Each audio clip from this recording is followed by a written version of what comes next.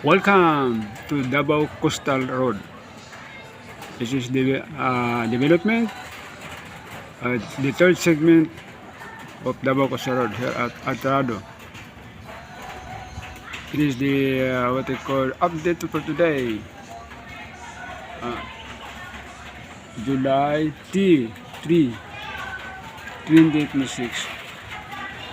In front of us, that is what we call City Santa Ana Wharf Bridge po. Yan po, dyan.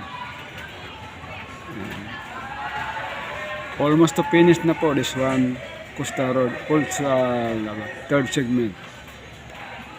So, pagkatapos to, maganda na ito. Diretso na ang biyahe. Going to Barangay San Juan.